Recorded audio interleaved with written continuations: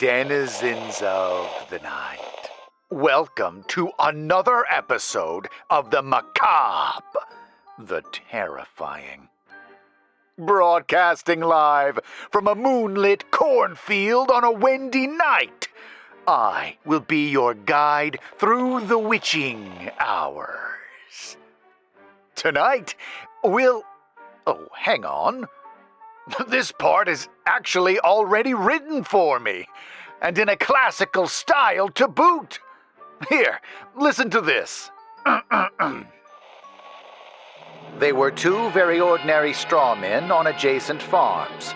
Nice playmates for a couple of imaginative kids. Then Jimmy gave a knife to the Dangerous Scarecrow. Ha ha ha ha! How fun! Oh, I can't wait to hear this one. This story is called The Dangerous Scarecrow and was written by Carl Jacobi.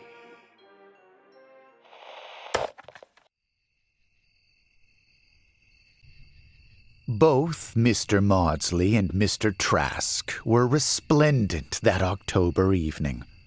Mr. Maudsley stood deep in the cornfield, overall trousers ballooning in the wind, one hand nailed to a pie tin that caught the moonlight and reflected it like a mirror. While across the road, the hat of Mr. Trask was bright with the strip of foil Jimmy had fastened to it that morning. From the rear seat of the car, Jimmy looked down upon the two figures as the road wound between the shocked fields.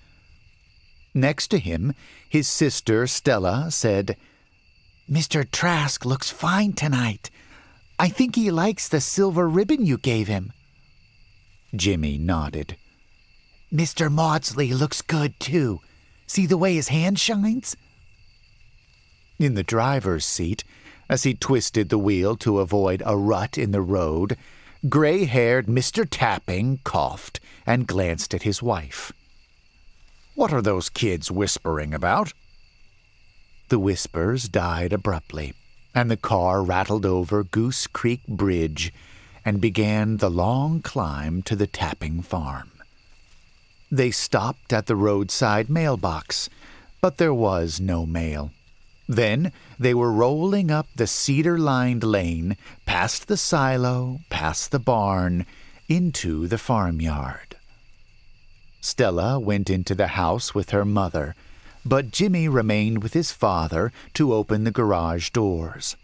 He snapped the big padlock shut after the car was put away, made a vain attempt to catch Higgins, the cat, and followed Mr. Tapping up the porch steps into the house. Upstairs in his room half an hour later, he undressed reluctantly and climbed into bed, wide awake.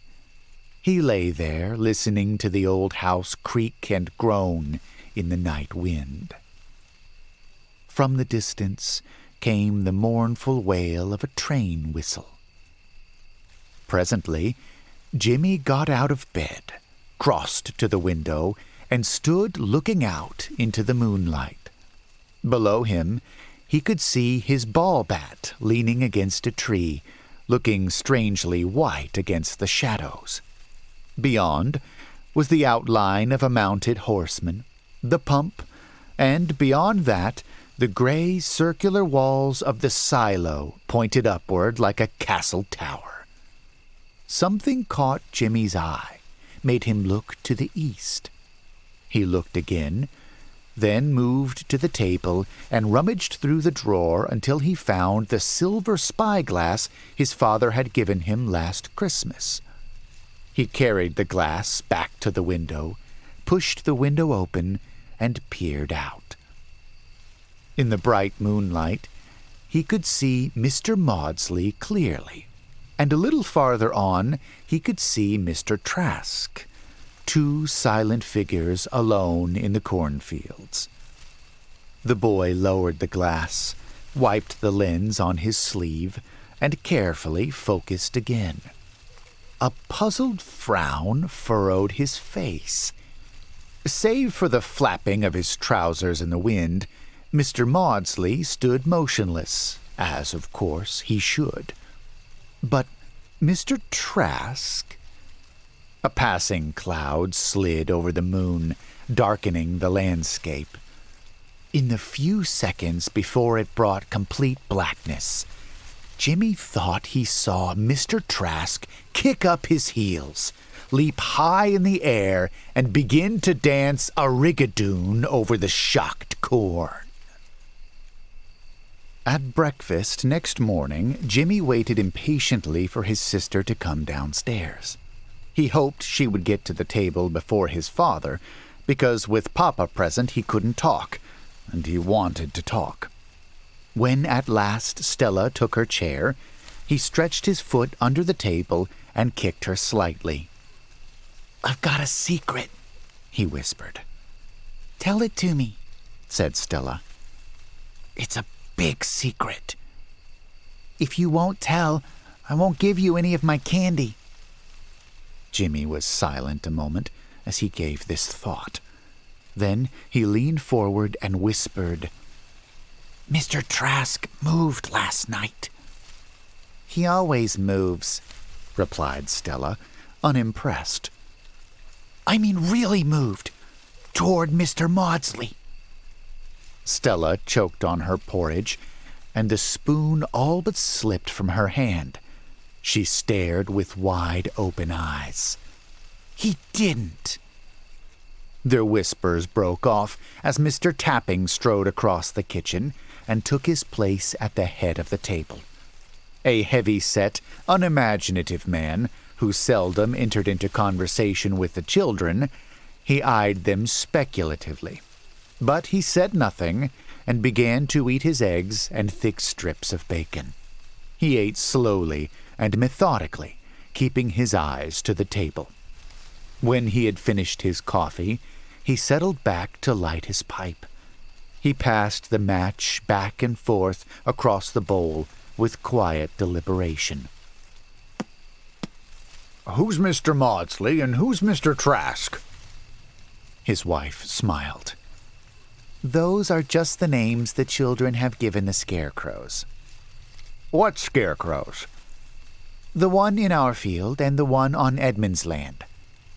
Mr. Tapping considered this, while strong curls of strong tobacco smoke rose about him.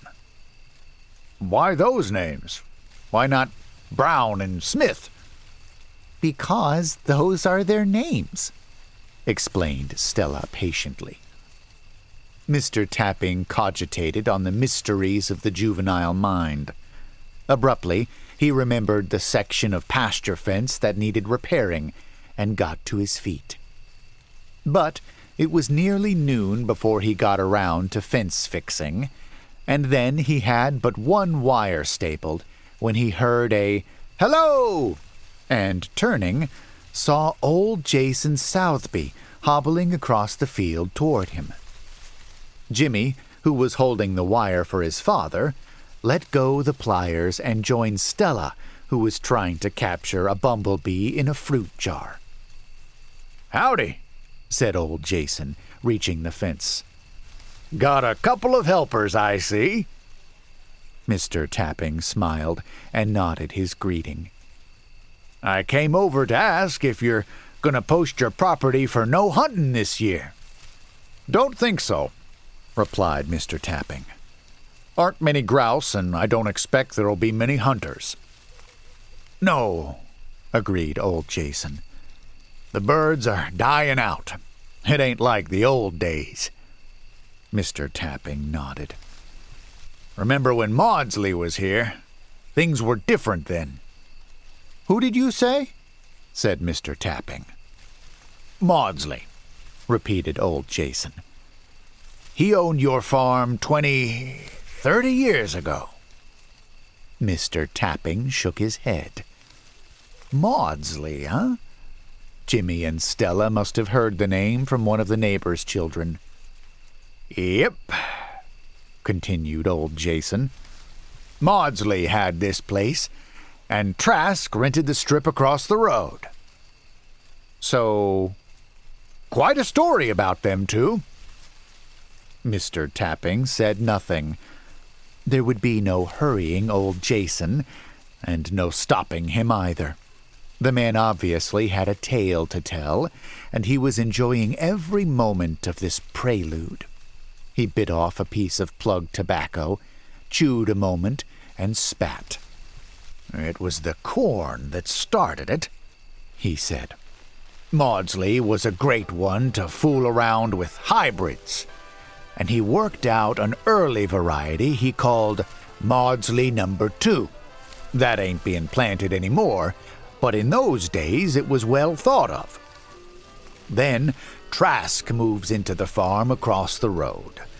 Trask was from down south, from around New Orleans way, and he was fired up with all sorts of backwoods stuff. Pretty soon he began to fight with Maudsley about how good his hybrid corn was. Seems Trask believed the only way to grow good crops was by using voodoo spells. Got so them two couldn't come into sight of each other without starting an argument. One day, Trask got so mad he let his cattle loose in Maudsley's cornfield. Well, that settled it. Maudsley headed for Trask's place, armed with a double-barreled shotgun. But before he got there, Trask made himself invisible. "He did what?" demanded Mr. Tapping. "Well, anyway, that's the story Maudsley spread around. Funny thing is, folks believed him. He said Trask, being from New Orleans country, knew all sorts of voodoo spells, and he said that Trask, being afraid, had cast a spell over himself to make himself vanish. Of course, some persons were suspicious, and the sheriff asked Maudsley some questions. But Maudsley proved his shotgun hadn't been fired, and no one had seen him commit any crime. Trask was never seen around these parts again. After that, Maudsley got to acting sorta queer, looking over his shoulder, talking to himself. Then one day, he up and cleared out, and the next anything was heard of him, he'd moved south to New Orleans, the very place Trask had come from. Maudsley's still down there. He wouldn't come back even long enough to complete the sale of his farm."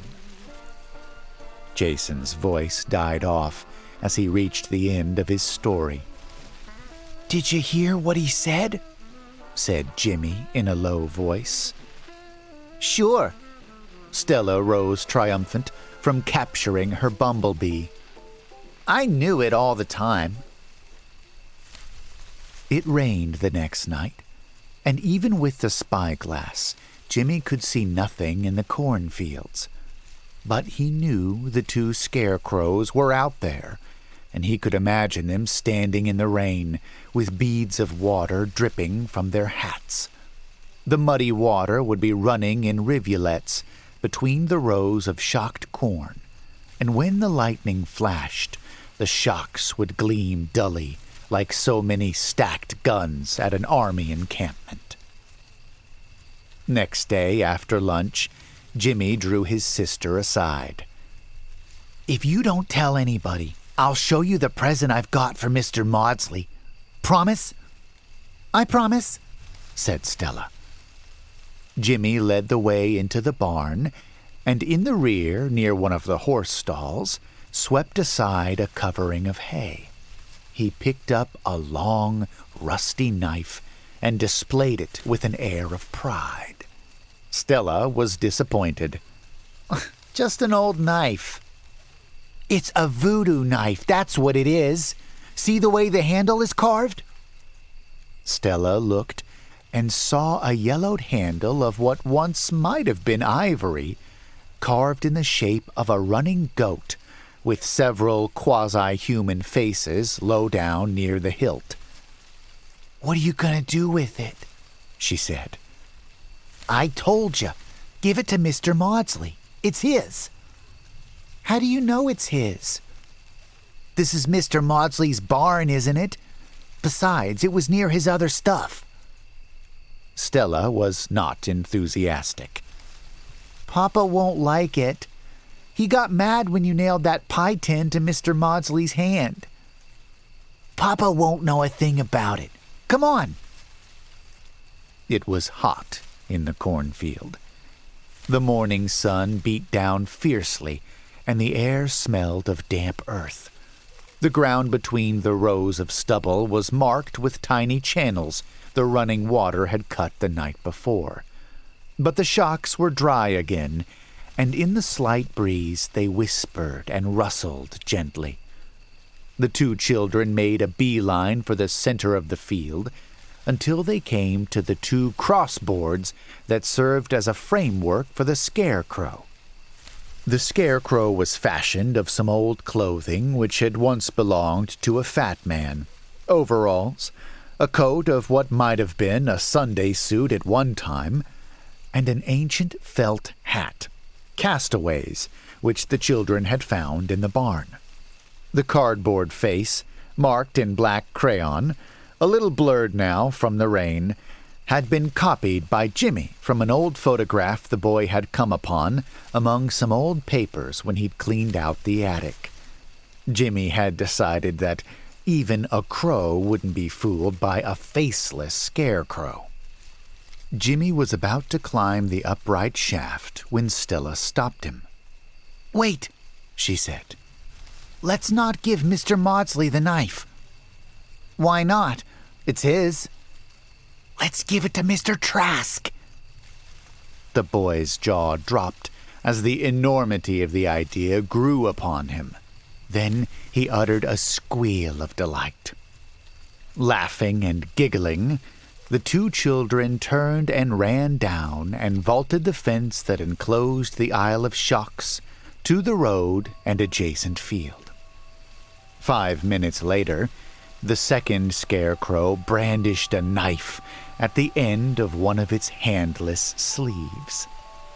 But as Jimmy came out on the road again, he looked across at Mr. Maudsley. In full view in the sunlight, it wasn't a cardboard face now. It was a round, full face with great folds of fat, and it was twisted in an expression of stark fear. For 3 nights, the skies over the Tapping farm were black, and a cold wind huffing down from the north kept the children indoors, where they played endless games of parcheesi. On the 4th night, the moon broke through the clouds. Jimmy, squatting by the window, the spyglass to his eye, stared out at the two scarecrows. At intervals, he thought he saw Mr. Trask descend from the mounting pole, leap up over the shocks, and begin his strange dance. But at the instant those capers began, the clouds always managed to blot out the light, and the boy never could be sure if it was a trick of his eye or the glass. And then Jimmy observed 2 things. With him in his gyrations, Mr. Trask carried the knife, and as he darted back and forth, he edged almost imperceptibly toward Mr. Maudsley. The boy watched a long time to confirm his fears. Then he turned and ran to his sister's room. Mr. Trask is getting closer, he said. You better come see. At the window, Stella spent several moments focusing the glass. Slowly, her body went rigid, and she uttered a hoarse exclamation. He's going to kill Mr. Maudsley. The boy nodded, his eyes shining with terror. We've got to try and stop him. She turned and ran down the stairs and through the lower floor rooms to the back door. Jimmy ran after her. Crossing the yard, they sped halfway down the lane, then pushed through the cedar windbreak and veered toward the cornfield. Pumpkins, golden in the moonlight, rose up on either side as they raced up the incline. Suddenly, Stella drew up short. "Look!" Mr. Trask had crossed the road and now was coming full tilt through the row of shocks. Jimmy, arms spread wide, threw himself forward to block the onrushing figure's path. He had a brief impression of a blurred shadow bowling toward him and passing through him while he struck out with his small fists ineffectually.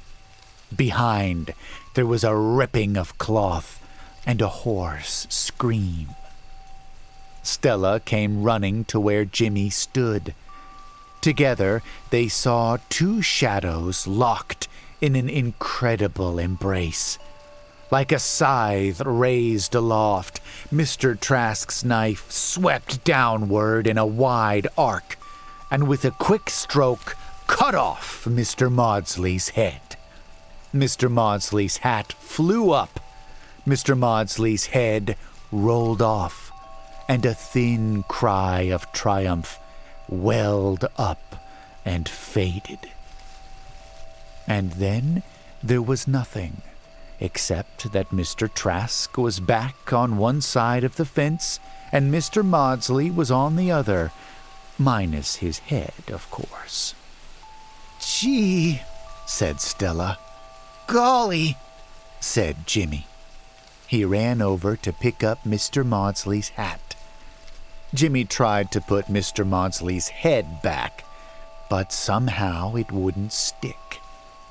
"We'll fix it in the morning," said Jimmy. At the edge of the field, Jimmy paused and caught his sister's arm anxiously. "You won't tell, Stella?" "No, of course not." "Cross your heart?" "Cross my heart and hope to die." It was night of the next day, and the children sat playing parcheesi. Mrs. Tapping was knitting. Mr. Tapping, settled back in the platform rocker, was reading the newspaper aloud, as was his custom. Outside, Mr. Trask was in one field, and Mr. Maudsley was in the other. His head was back in place, but only tied on.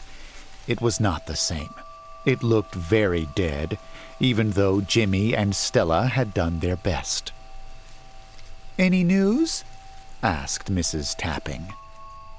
Same old stuff. New taxes, one of them foreign countries talking big and threatening war," said Mr. Tapping. "One thing here, though. They found a fellow with his head cut off right in the middle of a city street." "My land! Not here in Acrestown." Mr. Tapping laughed. "Lord, no. Happened way down in New Orleans."